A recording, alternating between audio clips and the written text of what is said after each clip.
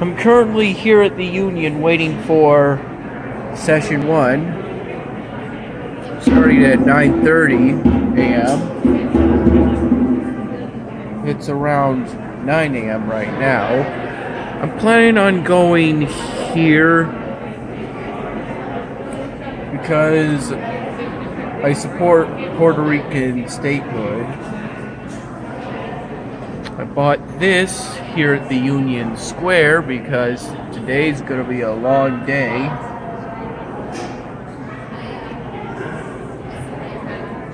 This is for while I still have the opportunity. It was raining this morning.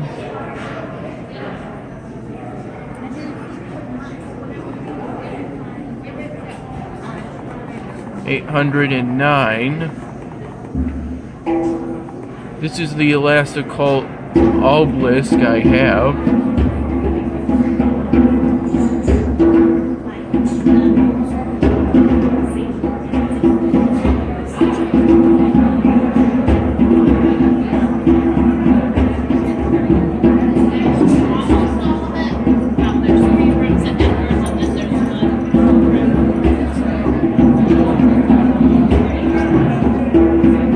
Next are these two ordinary chests.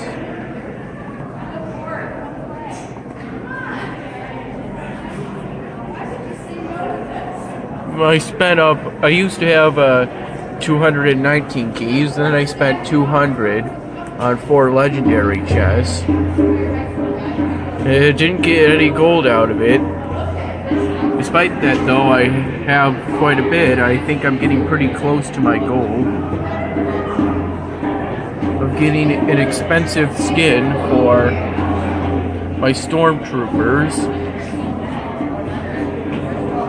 to improve their stats.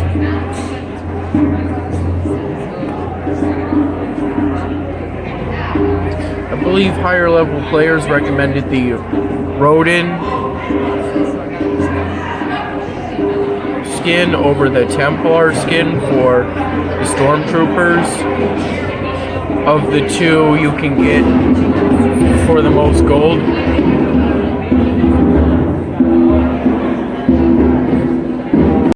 But as we're late, I want to turn it over so we have plenty of time. Thank you. Introduction. It's awesome to be here today, everybody. It's an honor to be part of this really important conference and to talk about a pretty heavy topic. The title of this presentation is A Guide to Resisting Genocide, Lessons from the Righteous Gentiles for Today. Righteous Gentiles, for anyone who's not familiar with that phrase, is a label that's been coined by survivors of the Holocaust for Gentiles, for non-Jews, who helped their Jewish neighbors, friends, oftentimes total strangers, escape the Holocaust. These are some of the heroes from a very dark time in our history who saved lives, often risking their own lives in the process, risking their own security. And this is usually in context where most people were turning a blind eye to or actively participating in genocide. So, you got a question? Do you mind if I film the whole presentation? I Go think for it. this would be very valuable for my viewers to hear about. Please do. Send me the link then. So whenever we talk about World War II, whenever we study this stuff, whenever we talk about Hitler and the Nazis and the Holocaust, a question that comes up a lot is, would I have done something if I was there?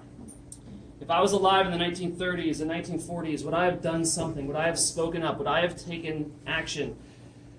And the really disturbing fact from the Holocaust is that most people didn't.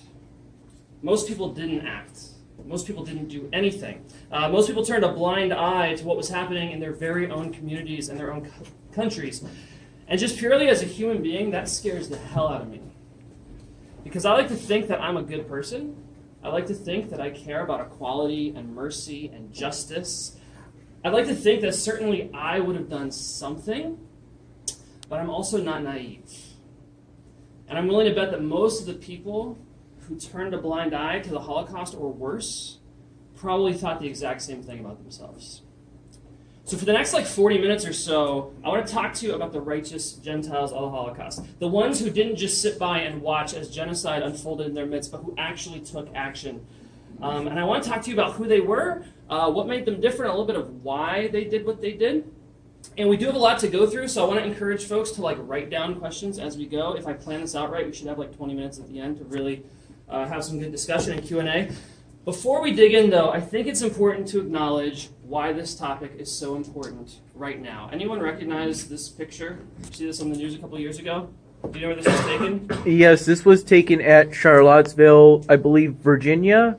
Yes. Yep.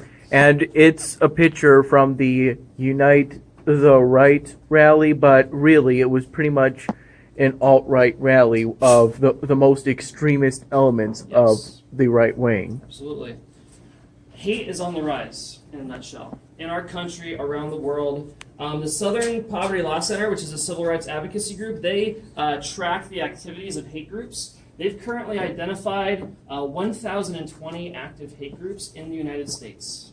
These are neo-Nazi groups, KKK, alt-right, anti-LGBTQ, anti-Muslim, you name it. And that number has doubled in the last 20 years.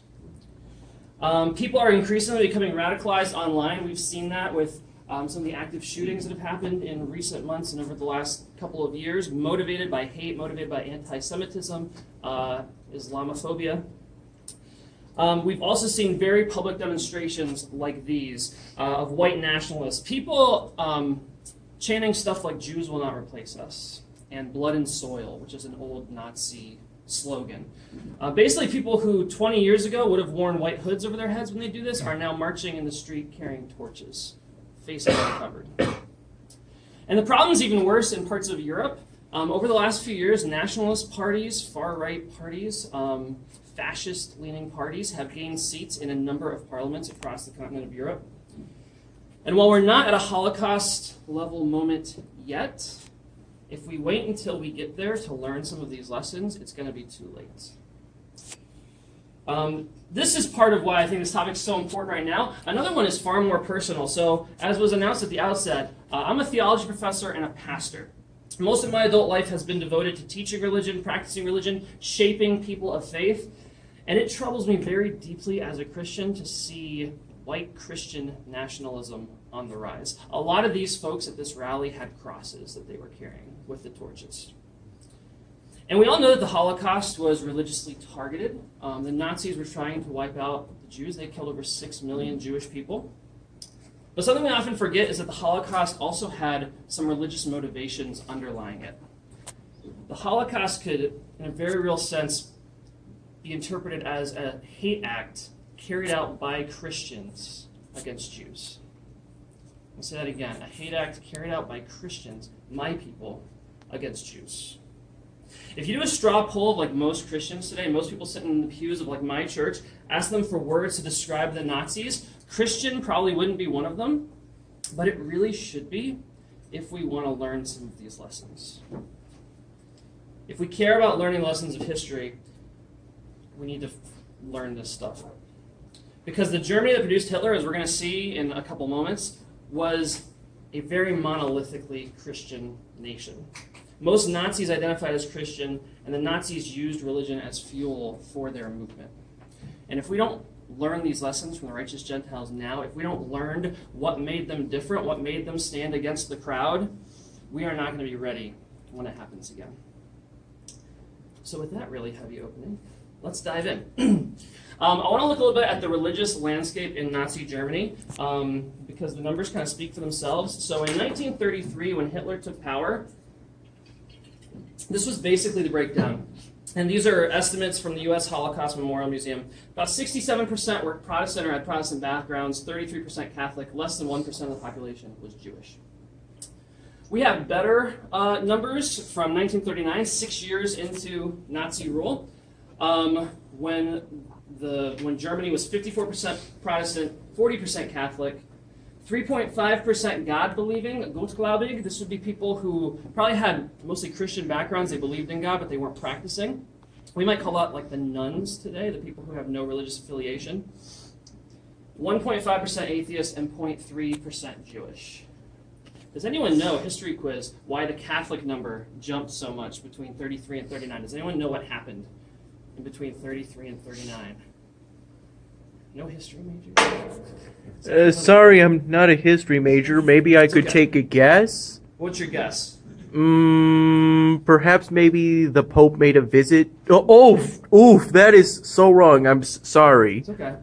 That was a good guess. What happened was Austria and Czechoslovakia were annexed in between those 2 years, and they were predominantly Catholic countries. So that kind of skews the numbers a bit. But all this to say that by any measure, the Germany that produced the Nazis was a Christian country, what people would call a Christian country. And the Nazis used religion to advance their cause. You basically had two large chunks of Christians in Germany who made up the dominant part of the population, over 90%. A good chunk were Catholic, good chunk were Protestant. The goal of the Nazis when it came to the Catholics was basically to relegate the church's influence to matters of religion. Get the church to basically shut down and not comment on political matters so that the Nazis could do what they wanted unchecked. You have a question? Yeah, will these slides be available online? I haven't looked into that yet, but I would be definitely willing to send it out. So maybe if you can let me know who to send it to. Yeah, I'll send it out. Yes. I'm going to upload this on YouTube, so it So that will works be too. online in a sense. You just have to go on my channel. Just type in TYLER space MACKEY. My channel's the first result. Okay, perfect. So July 20th, 1933, I'm not going to pronounce this right, Reichsconcordant was signed, the concordant between the Holy See and the German Reich. This was a treaty between the Nazis and the Catholic Church. It was signed by Cardinal Eugenio Pacelli, who was later named Pope Pius XII, and it guaranteed the rights of Roman Catholics in Germany as long as the churches and the clergy kept their mouths shut on political matters. And the overall position of the Catholic Church for the rest of the Holocaust was largely non-involvement. A little bit different in Italy itself. There were a lot of Catholics who did good things to protect Jews in Italy. But in Germany and a lot of Nazi-controlled Europe, it was non-involvement. Do you mind holding it to the end, just because there's a lot of stuff to get through? Oh, okay. Yeah, sorry about that. Now, Protestant churches were a lot less organized. You basically had two camps. You had the German Christians, which was the state-controlled arm of the Protestant church. They kind of saw themselves or set themselves up as the true Protestant church, the true Christian church for Germany. They basically tried to merge Nazi ideology with Christianity. There was this movement called, the Nazis called it this, I would not call it this, positive Christianity, which tried to reimagine Jesus as kind of like an Aryan savior. It denied his Jewish identity, and it saw Jesus as this kind of like master class demigod who was in this struggle against the Jews. That was like Nazi Christianity. If you want to read about this topic, it got cut off a little bit. Two books that are really important. Aryan Jesus by Susanna Heschel, Christian Theologians in the Bible in Nazi Germany. And Robert Erickson's book, Theologians Under Hitler. That's the next one. If you want to see kind of how a fascist country like Germany managed to co-opt the churches so completely. We don't have time to get into a lot of that now. Maybe that'll come up in the Q&A. The other half of the church, though, is what they call the confessing church. These were Protestant churches that opposed state control of the church. In some instances, confessing church people and confessing church pastors actually did try to rescue Jews and take active steps to oppose the Nazis, but their record on that is pretty mixed as well. They didn't like the Nazis being in control. They didn't necessarily do much to fight against it in a lot of cases. And just to give you a breakdown, now these are estimates. It's estimated there were 18,000 Protestant pastors, that's non-Catholic Christian pastors, in Nazi Germany. At the time, 3,000 were aligned very strongly with the German Christians, 3,000 aligned with the confessing church, and 12,000 remained neutral. They opted out. They stayed silent. It wasn't their fight, basically. Now, it's also relevant to look at religion in occupied territories, because, of course, the Holocaust was not contained to Germany. Germany spread out. And the population trends really are similar to what we see in Germany. All these countries the Nazis marched into were predominantly Christian countries. Jews were a very small percentage of the population, less than 1%, up to like 1.5, maybe 2% in some countries. And what would generally happen is the Nazis would march in, and then usually after a little bit of time, there'd be a peace agreement with the countries they'd marched into, where the leaders of those countries would sit down with the Nazis and iron out what occupation is going to look like. And in most all of those cases, those agreements included handing over the Jewish population to the Nazis. So France is an interesting example. France was different because a large chunk of France remained free of the occupying forces. The main French government moved from Paris to the town of Vichy, and they worked out an agreement with the Nazis that gave the government in Vichy some of its own control. The Nazis were still really in charge. But over 75,000 Jews were deported from France, and a lot of those came from the Free Zone. It's estimated about 2/3 of Jews who were deported from France, they weren't rounded up by the Nazi occupiers, they were rounded up by the French authorities. And then the Netherlands is another just awful example. Netherlands was taken over in 1940 by the Nazis. Netherlands had the largest numbers of Jewish victims out of all of the Nazi-occupied territories. Over 100,000 Jews were murdered by the Nazis. It was about 75% of the Jewish population in the Netherlands was killed. And part of why the numbers are so big there is that the Netherlands already had an active Nazi-leaning fascist party that had a lot of power. There were a lot of people in the Netherlands who saw themselves as kind of like Aryan brothers with the Germans. And before the Nazis even got there, Jews had already been relegated into ghettos or pushed out of a lot of areas of mainstream life. So when the Nazis came into the Netherlands, people in the Netherlands had already done a lot of the work for them. Big picture takeaway we're trying to capture here. What I think is important for me to capture as a Christian pastor talking about all this, the Holocaust was an act of genocide carried out by Christians. Perpetrators were Christians. The bystanders, the overwhelming majority who didn't do anything, they were Christians. And then the helpers also tended to be Christians because the bulk of the population were Christians. And that's going to become important when we look at the different factors that motivated helpers, because when 90-some-odd% of the population is religious, religion ends up being a bit of a factor. So we're going to get into a little bit what differentiated the Christianity of helpers and rescuers from non-rescuers. Let's kind of get toward that now, though.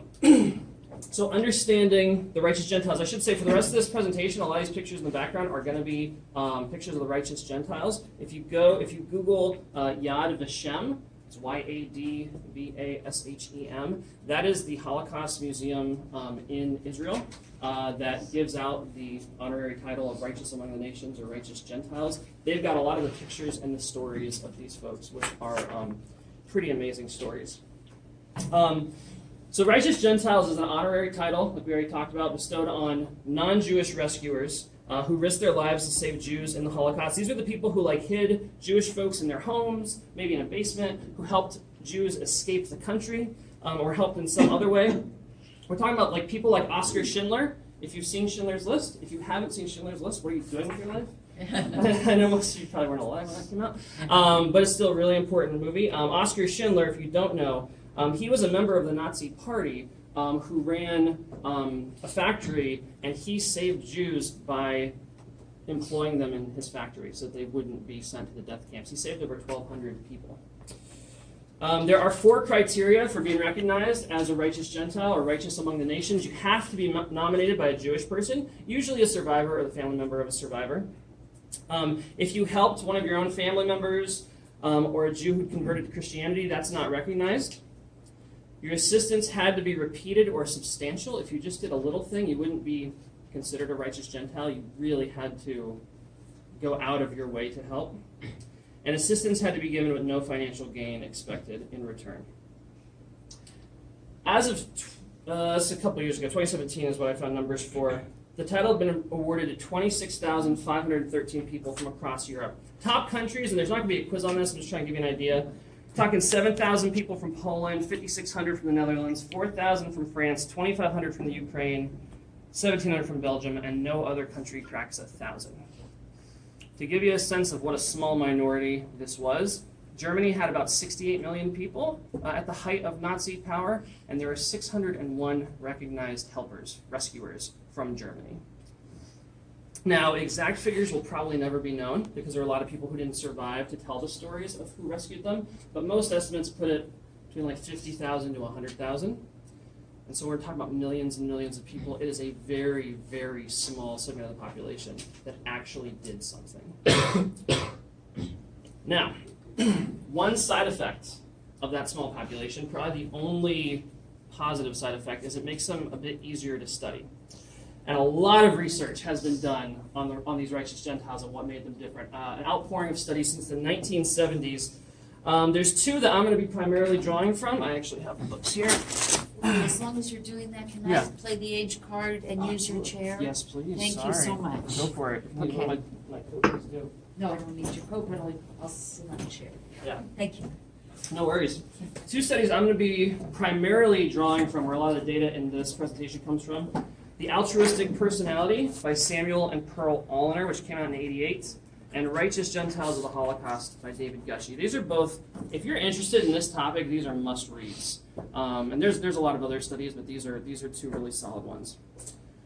To talk about the Altruistic Personality first, this book, it's really the definitive study of rescuers. Co-author Samuel Alliner is himself a Jewish survivor of the Holocaust. He was 12 years old when the Nazis came to his village in Poland, I believe. He lost his entire family. He was only saved because his mother hid him in the attic.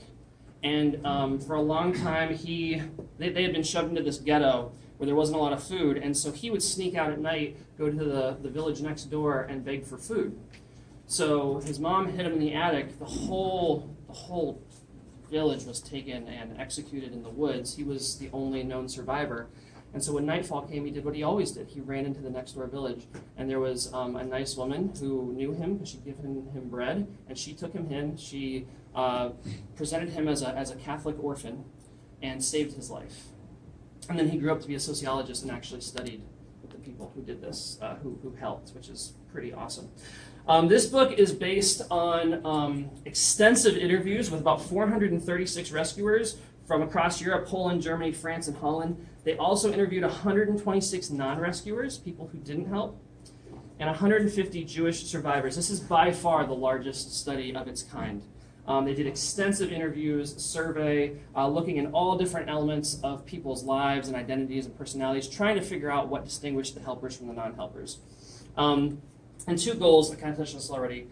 Document the acts of rescuers. The stories in the first half of this book will bring tears to your eyes. It's both powerful stuff and just really awful stuff at the same time. That's the backdrop for all of it. But also to compare rescuers with non-rescuers. Findings. Here's what's interesting. Or the biggest thing I find, well, there's a lot of good things to look at. There were a lot of factors that the Alliners figured out did not contribute substantially. For decades after World War II, it was just assumed that, well, the people who helped must have had the resources to help, or they must have been more aware of what the Nazis were doing. Other people must not have known. They were able to rule all of those out. None of that statistically mattered. They also ruled out factors like occupation, income level, family size, education, your political affiliation.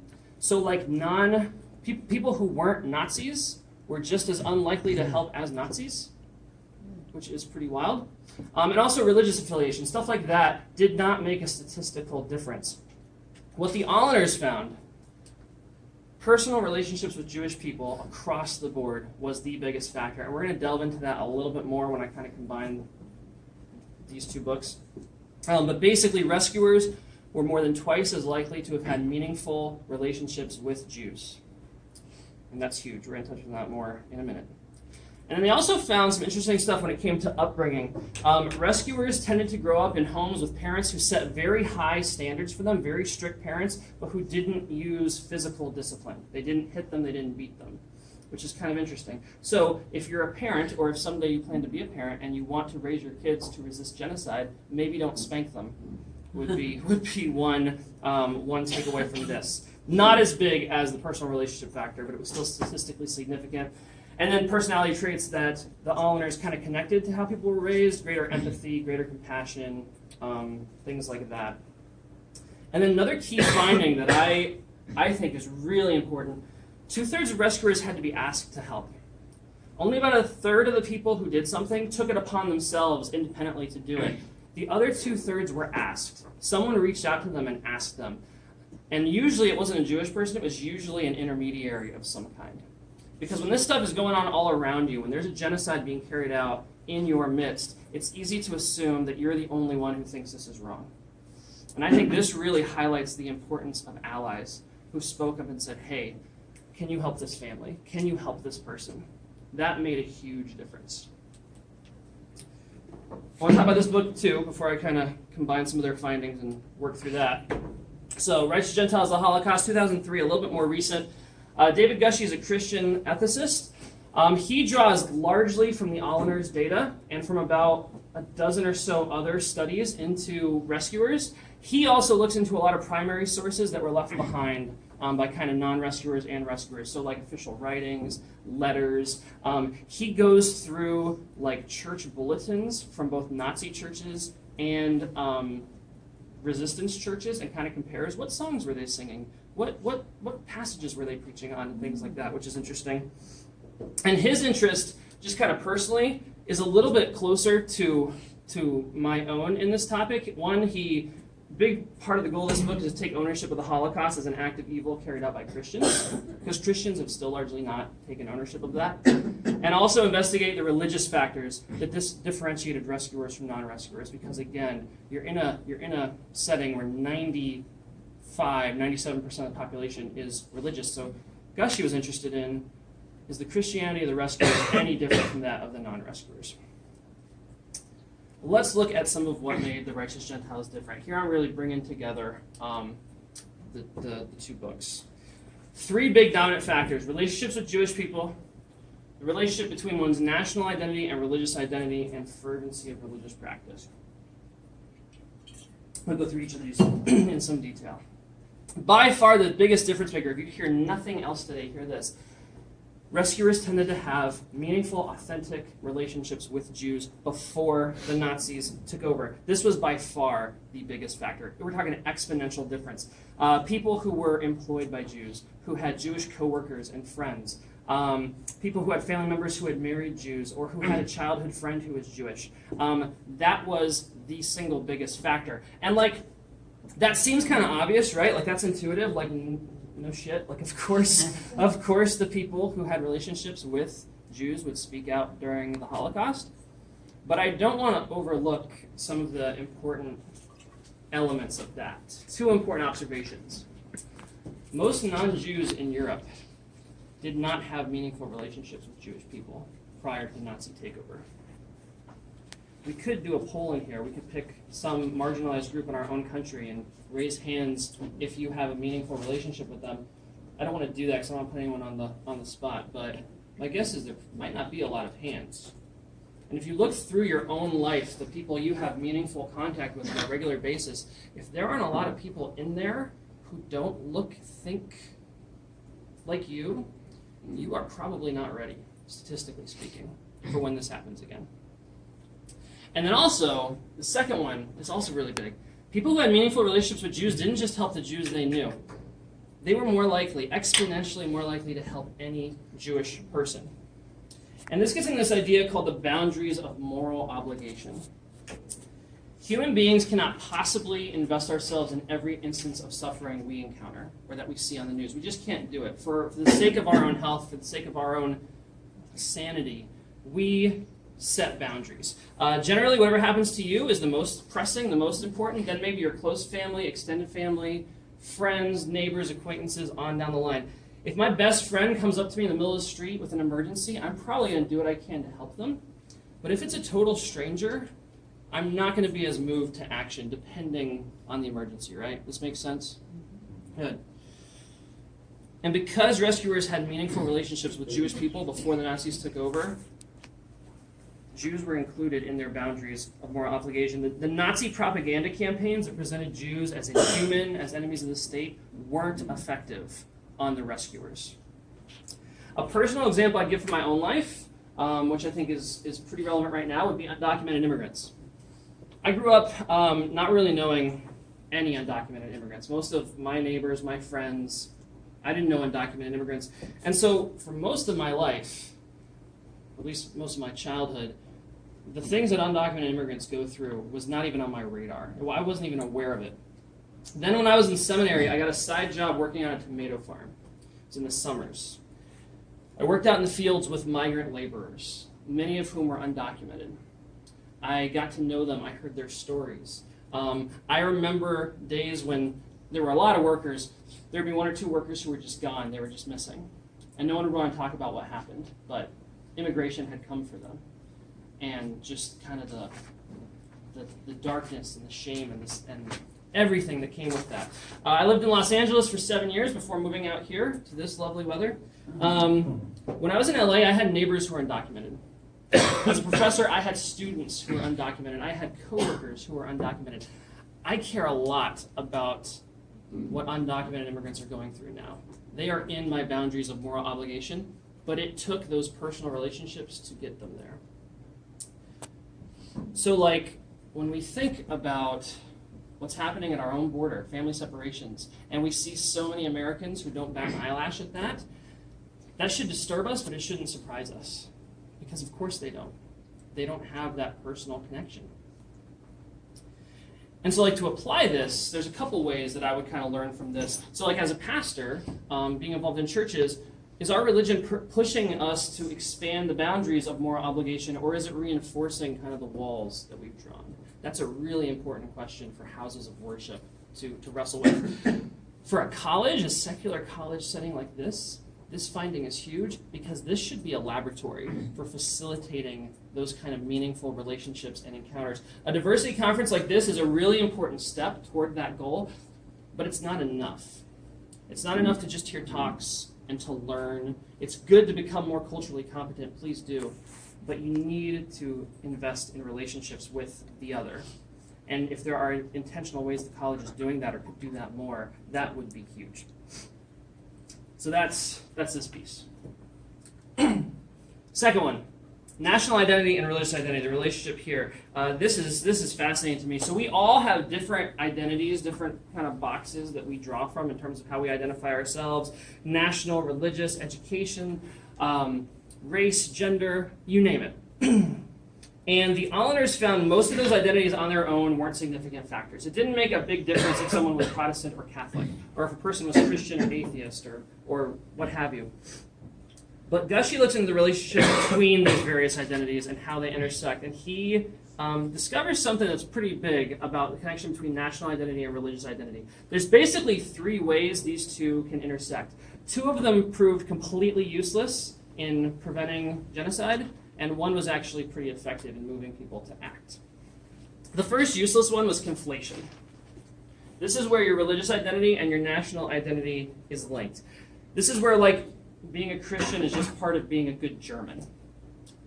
We might think of people today in our own country who really conflate their religious identity and national identity. We might think of people in other parts of the world that conflate other religious identities with national identity, leading into all sorts of militarism and violence. Basically, when these two are conflated, you are setting yourself up to participate in genocide, or at least ignore it. Second one that was totally useless is compartmentalization. This is kind of the other extreme. It's when religious identities and national identity is kept in totally separate boxes and they don't intersect at all. This is how you have someone who says, of course I don't hate Jewish people. I love Jews. I love my Jewish neighbor. Jesus was Jewish. And then they call the SS on their neighbor down the street who's hiding a Jewish family in their basement. Because law and order. That's just my role as a good citizen. I'm just following the law. Total compartmentalization between those two aspects of their lives. And the approach that worked, we call it like critique or correction. When religious identity operated as a critique to national identity, especially when someone held those two identities in tension. A great example of this would be the Huguenot community in Chambon-sur-Lyon, France. The Huguenots were like a Protestant movement in France. France, predominantly Catholic country, so the Huguenots for centuries faced a lot of opposition, were often kind of marginalized themselves. And Chambon-sur-Lyon is a predominantly Huguenot village, about 2,000 to 2,500 people when the Nazis took over. And the Huguenots have long separated their national identity from their religious one because of all the persecution they've faced. And across the board, we find that Huguenot communities and churches had far more rescuers when compared to other religious communities in France. In Chambon-sur-Lyon, They rescued, estimates are about 5,000 Jews. This little village of 2,000 rescued 5,000 people. They established an underground railroad to Switzerland to help sneak Jewish folks out of the country. Chambon-Sillon is one of only two principalities, two cities in Europe to be collectively deemed righteous among the nations, righteous Gentiles. Normally that goes to a single person. They got it as a town. And again, they had this distinction, this religious identity that critiqued their national one.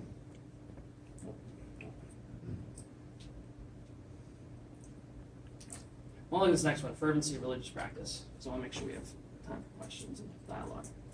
So this is sort of an umbrella category for me that includes a lot of smaller things that Gushee in this book discovered.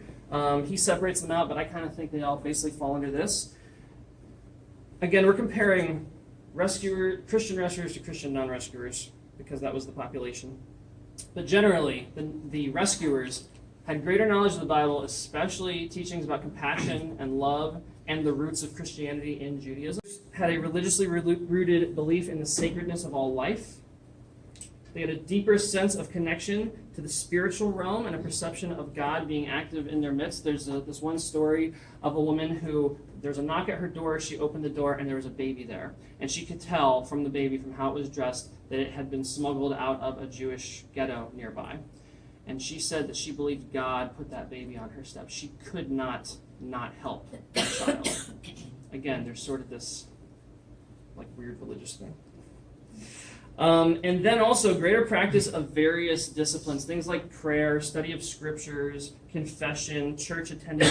Basically, rescuers tended to be more religiously fervent than their similarly religious affiliated non-rescuers. Where I think this applies, like a couple of contemporary parallels, if we look at research today into Christian nationalists and with another faith, Islamic extremism, we see something actually very similar. Christian nationalism is big time on the rise. Think of those Unite the Right people, we'll call them people, in Charlottesville.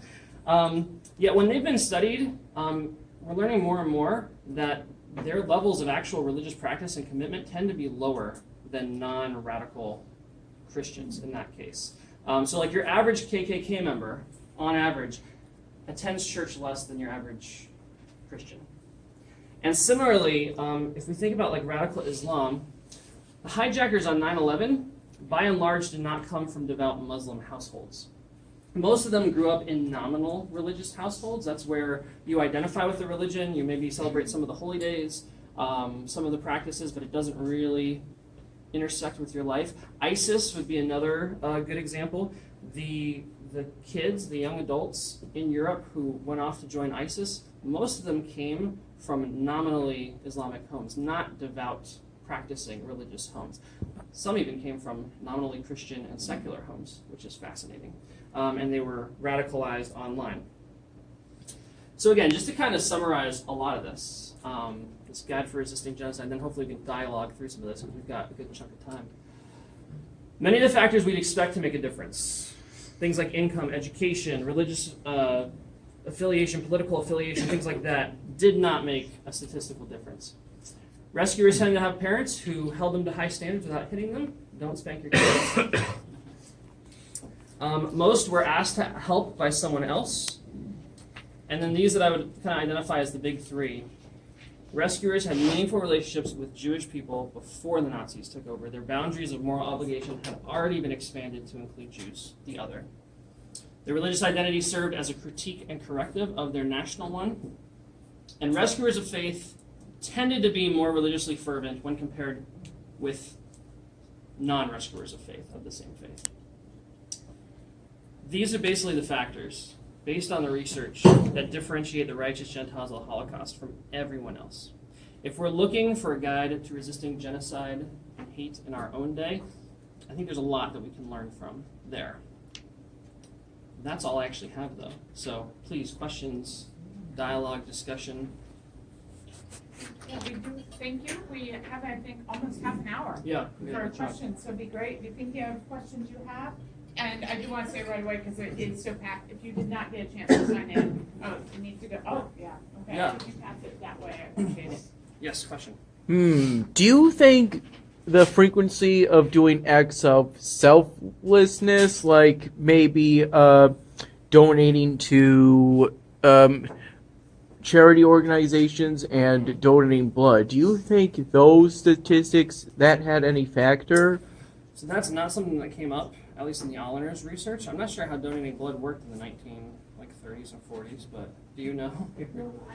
Oh, sorry. That's another question. Yeah, that wasn't something that came up. Although they talk about general altruism, because the book's called The Altruistic Personality. But when they look at the factors, not just what people did, but how people were shaped, the big one they find is basically parents setting high standards and not hitting their kids, and then also having those personal connections.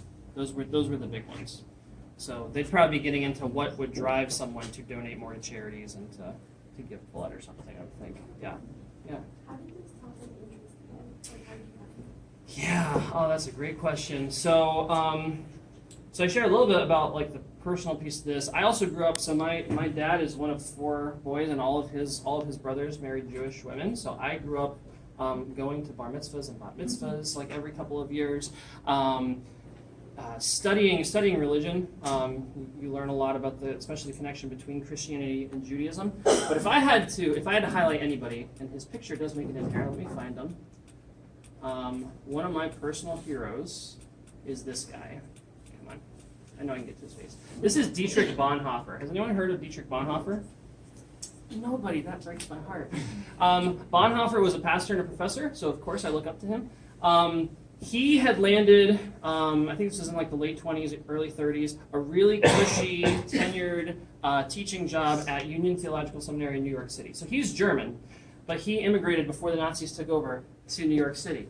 And then something that happened in the mid-1930s when the Nazis rose up, a lot of the progressive Christian leaders, the people who would have acted to oppose them, left. They fled. They kind of saw the writing on the wall and they got out of there. He went back. He was out. He had a job. He had it made. He was doing what he loved. But he gave up that job and he went back to Germany and became part of an underground church movement that would train people in resistance. Basically, he also rescued a number of Jews. Bonhoeffer's remembered as a righteous Gentile, and he died about a little less than a month before World War II ended in one of the concentration camps. He was implicated, not really involved, in a plot to assassinate Hitler. He was the spiritual advisor to a group of assassins who were trying to kill Hitler. And I know personally, as a pastor, there's a lot of goals you can set for yourself, like better sermons, more conversions, be implicated in a plot to kill Hitler. I'll sign up for that one. But I've always been fascinated by Bonhoeffer. I've read pretty much all of his writings. He wrote letters. There's a book by him published after his death called Letters and Papers from Prison, which were letters he wrote to friends and family that he smuggled out of the concentration camps. And it's amazing. So that studying him got me interested in this topic. Yeah, Bonhoeffer's a big part of that. Yeah.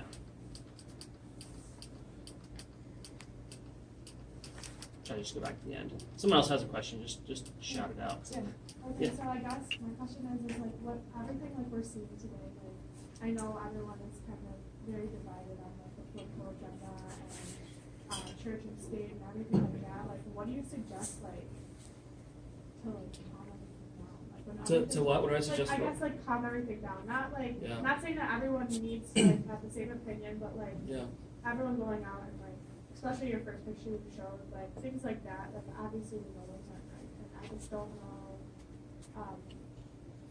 like what to do. Like I don't wanna be the one to like I'm not gonna start a movement. I mean I know Yeah. everyone says that, but Yeah. So I mean, a lot of the people that's a really good question. A lot of the people who became rescuers weren't part of any larger movement. They didn't take a big public political stand. I could say from the opposite direction what I said before. People who weren't Nazis were just as unlikely to help as were Nazis. People who were Nazis were just as likely to help statistically as people who weren't Nazis. So there were people like Oskar Schindler working within the system who did something. I would say there's all sorts of advocacy you can do right now, But I mean, personally, cultivating those kind of relationships are huge, especially on a college campus. You know, there's probably people here who believe differently than you on matters of faith, and whose sexual orientation is different, and you name it, any category.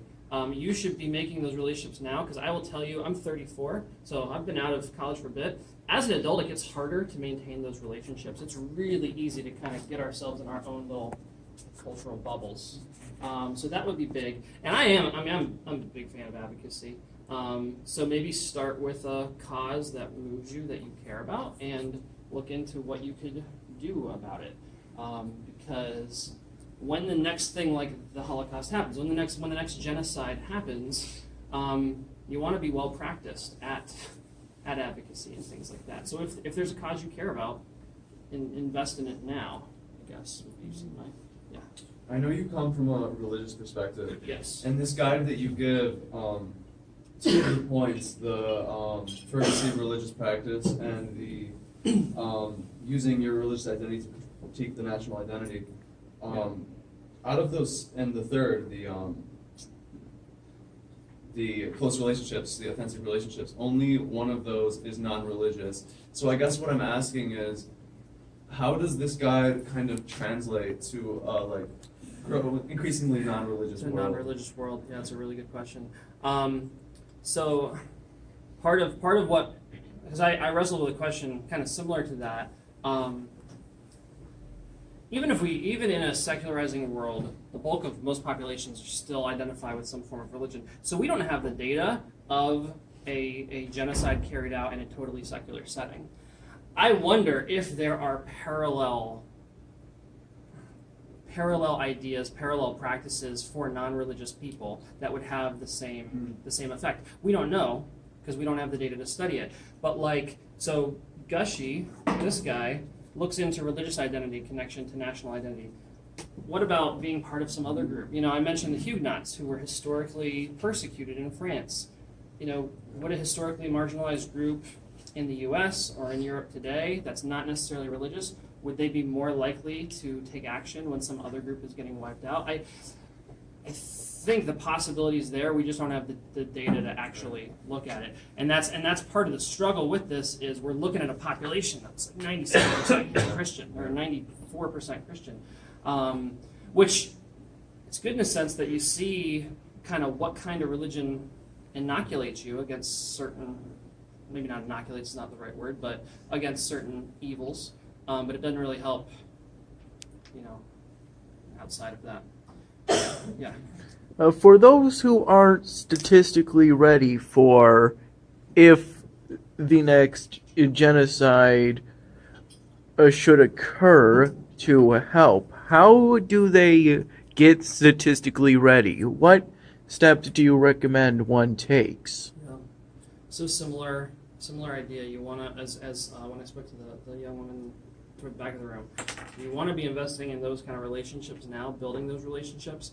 I would say too, I mean, obviously follow your conscience on things like this, but if you're going to be religious, nominal religious identity doesn't do much for stuff like this. You know, at least that's what we see in Germany. If you're going to be religious, be religious. Certainly don't link it so closely to your national identity that, you know, well, of course I'm fill in the blank religion. It's because I'm a good American.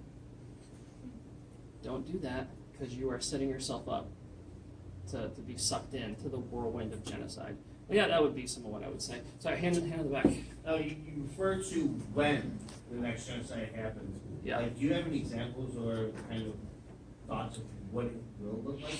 Yeah, so things like this are going on. I mean, what's happening to the Kurds right now in northern Syria is the beginnings of a genocide, depending on geopolitical factors and how it goes. What happened in Bosnia, Rwanda. Gushy actually gets into some of this because he starts out, I believe, talking about the Rwandan genocide. And Rwanda was a similar case where you had, the population was like 90-some-odd% Christian, and they start killing each other.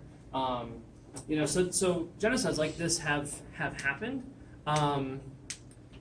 Some might argue that there are the makings of a potential genocide already in the U.S. with hate crimes against Muslims, against Jews, against LGBTQ folks. How we're treating undocumented immigrants. I could imagine a situation where one 9/11 size attack sends our country over a really dangerous cliff. That hasn't happened yet, but again, if we wait for that, it's going to be too late. That's kind of my take on that. I saw it. Your hand was up. Yeah. I was just wondering, when it comes to Christians you see that are radical, who are using faith to justify doing horrible things, do you think it's worth opening a dialogue with them when they're already advocating for the harm of others, which goes directly against the most basic things of the faith? Yeah. That's a really hard question. That's an important question, though. I would say I don't expect someone to put themselves at risk. So, like, if you're a person of color, it's not your responsibility to convince the racist Christian nationalist not to be racist. That responsibility should be falling to people like me, people who are of the same race, who maybe they'll listen to and not try to just hurt in some way. So yeah, I think whatever group you're a part of, think about the identity circles and boxes that you operate in. If there are radicals, violent people in those groups, it's your job to connect with them in some way and push back. I mean, you can't change people's minds, but I mean, a white Christian nationalist is gonna listen to someone like me way before they're gonna listen to a lot of other people. So it kind of, I feel a lot of that responsibility. So yeah. Does that make sense? Does that help? Hand in the back. So then, as a preacher, how, if you do, how do you, work to build that connection with the people that church or Yeah. So one, I think, and prepping for this, just made me aware of how much of a better job I could be doing. I think houses of worship need to take things like training in anti-racism, training in, what it looks like to be a good neighbor to LGBTQ persons. That needs to be a part of the curriculum in any house of worship, any religion. Because I think when we ignore that kind of stuff, we are inadvertently reinforcing the boundaries and the boundaries of moral obligation that the folks in our houses of worship have, that they've erected for themselves. I think also houses of faith could be really instrumental in facilitating interreligious dialogue. So like my church, Brockport First Baptist, was one of the founding members of the interfaith affinity group here at the college, because we value those kind of dialogues. More houses of faith, more houses of worship should be doing that kind of stuff. That would be a big part of it, I would think. Yeah. I was just thinking about this person's question about how a lot of people aren't religious anymore, and for me, it's values that seem to be the missing link, and I'm wondering how can we raise the values of our population. Yeah, I don't know the answer to that. That's a good question. Obviously, this presentation is big time in my wheelhouse. Religion is a effective way of doing that when it's done well. Of course, religion can also be a terrible tool for evil when it's done poorly. I don't know how you do it in a secular or a non-religious setting. I'm sure there's ways to do it. For example, when I saw that the people who had a strong spiritual practice could be like extended to our values towards ourselves and others, act outside of religion. Oh, definitely. Yeah. And there's parallels, like there's religious forms of prayer, and then there's forms of meditation that are totally unreligious, or totally not religiously affiliated, I should say, overtly. And we don't know if having the Calm app on your phone will make you more likely to act in a genocide. We might find that out in the next 50 years. I hope not, but it could happen. So, but yeah, I don't know the answer totally. But yeah. Yes. And I guess as you're talking, I'm wondering what is the, educational institution, whether we're talking about Brockport or any other places, responsibility in this. I mean, we are not an institution of faith, so that if we are relying on our places of worship to teach moral values, Yeah. then somebody could say, well, that's not our job. Yeah. And yet, with the increasing secularization, whose job is it? Yeah. I mean, it'd be great if there was a gen ed class that was required that was sort of teaching moral values to all the students that come here that may not otherwise be learning moral values. And it's not really a question, it's more an observation. Well, I mean, civics courses in public high schools could be doing this kind of stuff. I'd want to say too, though, as a caveat to that and this is similar with religion, if that moral instruction is carried out in a way that is dominated by one group, it won't be as effective. Right. That's you look at it. So, personal example: churches in the United States are still segregated to a unbelievable level. So yeah, there's a lot of churches filled with white racists who are not being challenged on that. And that I could see something like that filtering into schools as well, because a lot of schools are still segregated. Yeah. Yes. So, what do we do to stop these potential genocides you talked about, such as the offensive in Syria and the rise of hate crimes within the United States? Yeah. How do we most effectively prevent these genocides? Yeah. I think one of the things that the example of the Holocaust shows is the importance of the people who are on the ground there. So average person sitting in this room right now is probably not going to be able to do much personally to save the Kurds in northern Syria. But the way we vote, the policies that we support will have an influence, and it's really on the people on the ground to do something about it. There's a reason that most of the righteous Gentiles, when I went through those countries, Poland, the Netherlands, these are the countries that huge amounts of the Jewish population were killed. And that's where you had people on the ground fighting against it at the same time. It helps actually there. Yes, sorry, I saw your hand up. Yeah, I guess I agree that it's more, what policies you support, because genocide, people that carry out genocide, their aim isn't to annihilate people just on a religious basis. A lot of times it's ethnic, so that ties into people's national identity. Yes. And so as a way of resisting, for example, in Myanmar, the genocide against the Rohingya, a huge role in that was social media and use of, personal devices, and that reminds me of what happened in Rwanda with the radio. That was a huge proponent of getting the message out, and conflicts between the Tutsis and the Hutus. So I think rather than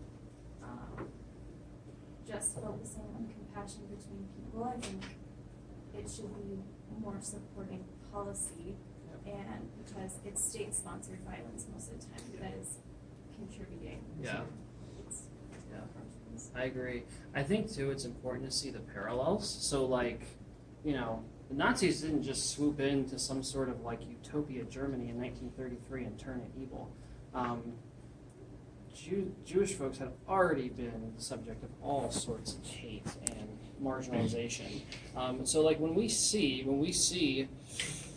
leaders, political leaders, religious leaders, using hate-laced rhetoric, drawing on stereotypes, throwing entire groups of people under the bus, or drumming up fear for the sake of power, that is what was going on in Germany in the 20s. Like, that's how we got there.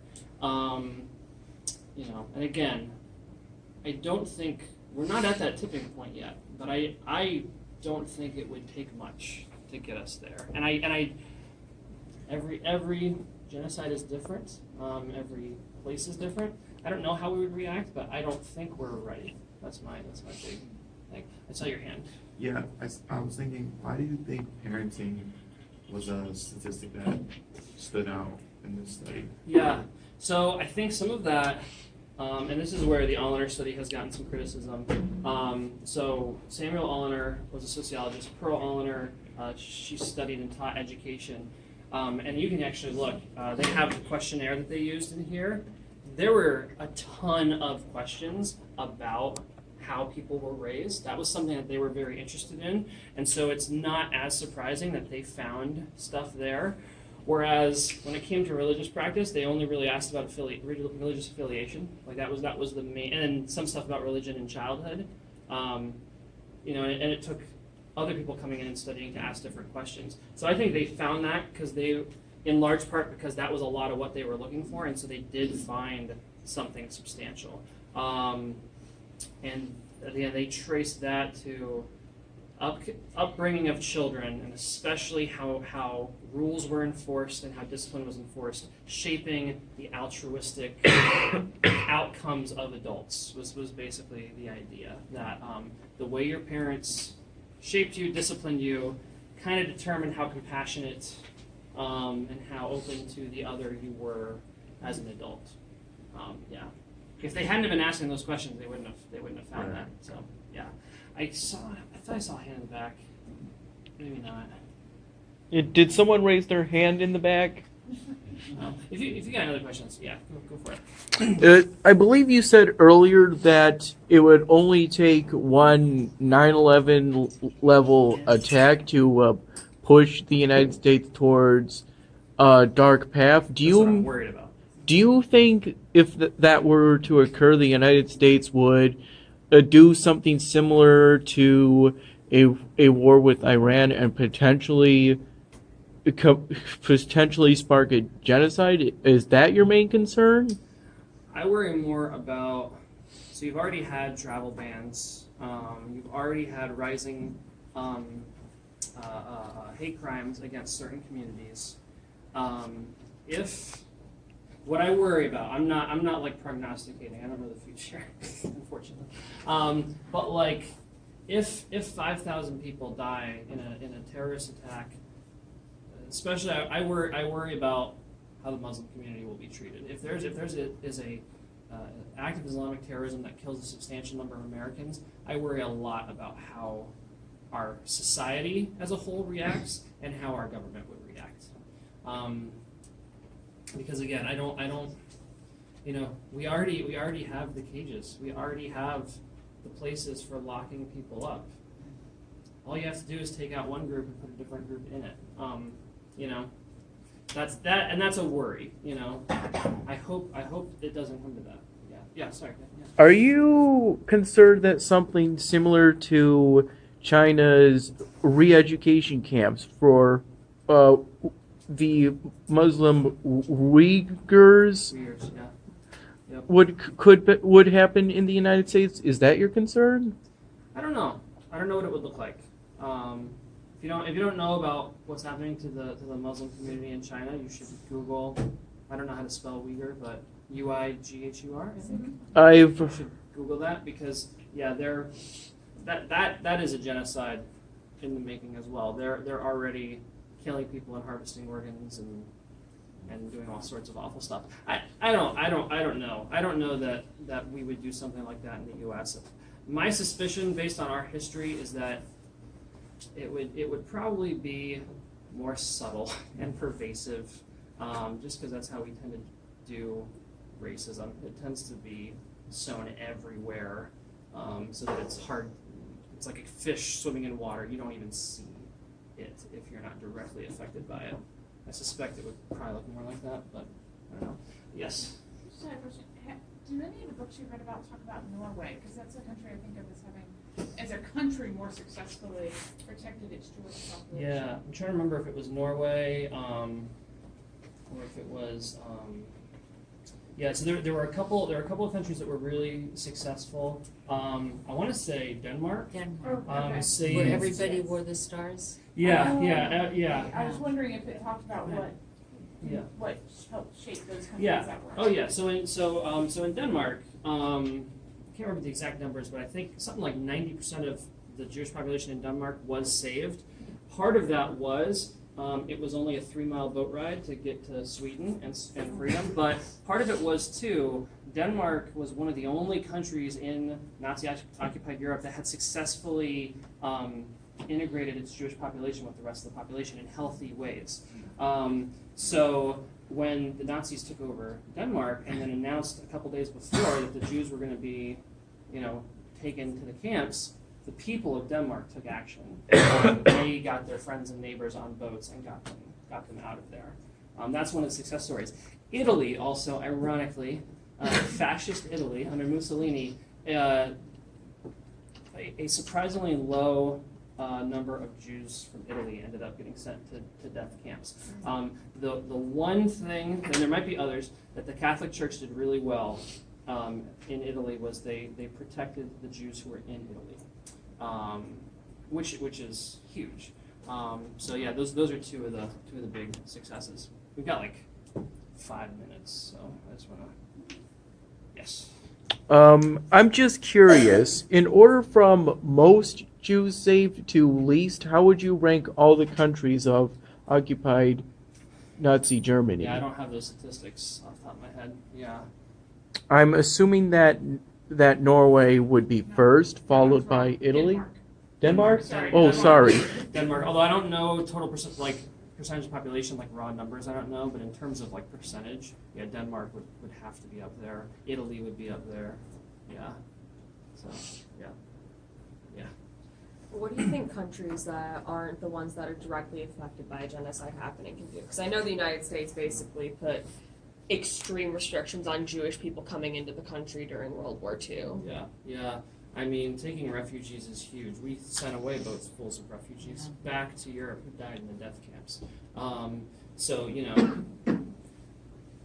not to get too partisan, but like when there's refugees fleeing violence and we're turning them away or making it way harder for them to get refuge, that's not learning from what happened before, And obviously it's a complex issue. There's all kinds of elements that we talk about there if we're really getting into policy. But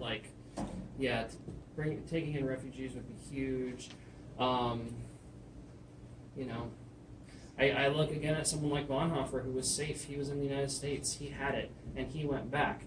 I don't know if there's like a sort of migration to places where genocide is happening to do something on the ground. I don't think that's much of a thing, but I mean it's something to explore maybe. I just wanted to ask really quick because we only have 5 minutes. Is there anyone who hasn't asked a question? Just kind of sitting there, just wanted to get a chance. All right, sorry. I just wanted to give everyone. Yeah.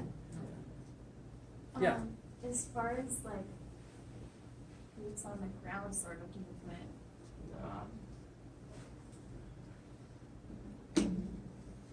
it's kind of difficult to imagine how that would look because it hasn't worked in the past. Like we just failed in every genocide in recent history, like in Bosnia. We sort of did have that movement, like the UN created a safe zone, but 9,000 men were slaughtered in the UN safe zone. So I just don't know how that would look like in the future, and I think it's something that Question to ask. And I don't want to rule out the idea that like outside countries and outside groups could do, because there's a lot that we could probably do to help. But I would want to highlight again that most of the folks who were saved from the Holocaust were saved by people in their own communities who did something. I mean, that's going to be more effective than anything that someone halfway around the world can do. That doesn't rule out what we can do, but yeah. So yeah, that's a really hard question. Yeah, if you figure out that one, don't let us know. Yeah. It's pretty close to that time. Is there maybe one more question? Sure. Yeah. Is it still possible if, say, someone was born in the year 2000 for them to be a righteous Gentile? No, it's specifically the people who helped during World War II, during the Holocaust. Yeah, that's what that designation comes from. Sorry, I don't believe the PowerPoint or your discussion touched on Yeah, that. sorry about that. It's okay. Yeah. Okay. All right. Well, I want to thank you for coming in. Thank you. Thank you.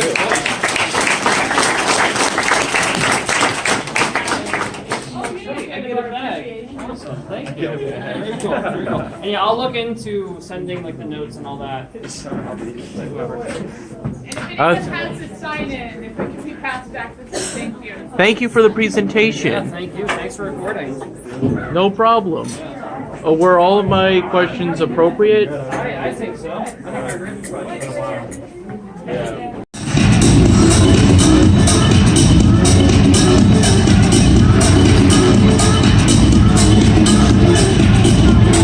This is bubble tea.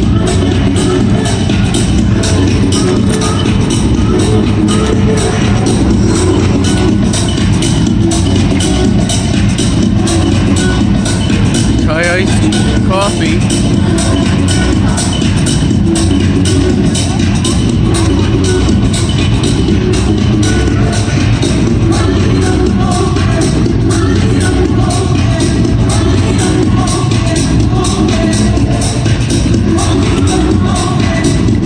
Curried vegetable. Sala.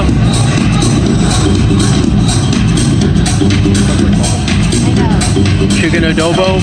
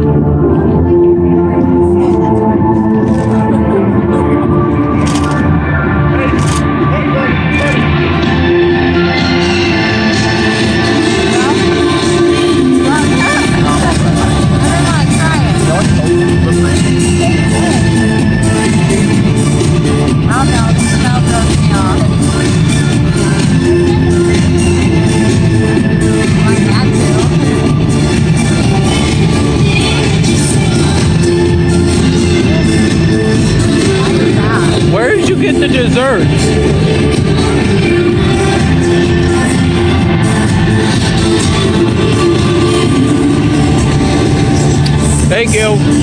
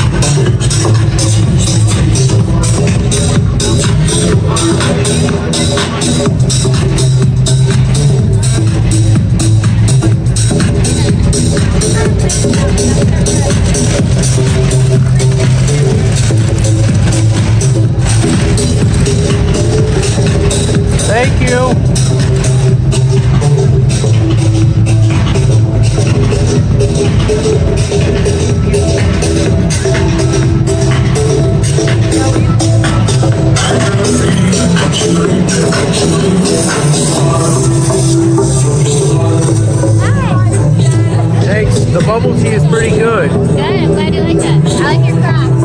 Thanks. The straw is a bit short for getting the bubbles though. It's too short?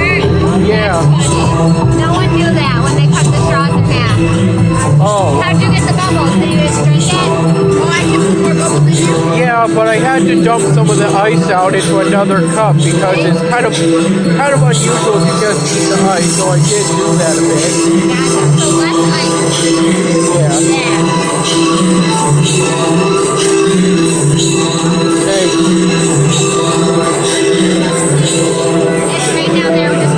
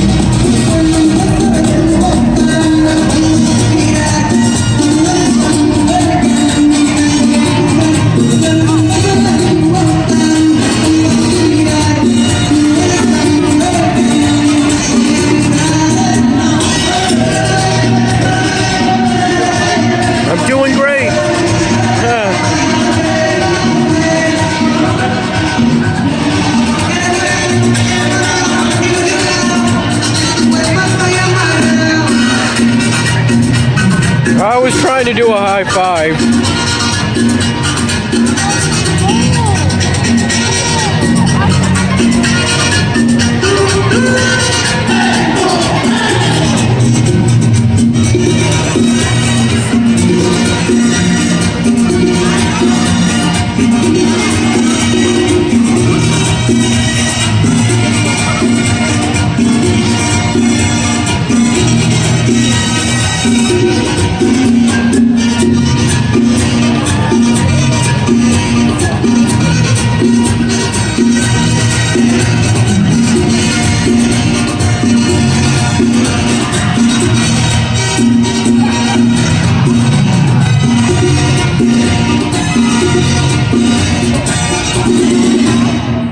What up, guys? My name is Jan. Thanks for hanging out with me today. Got one more for you, and Tiger Ties is right up there.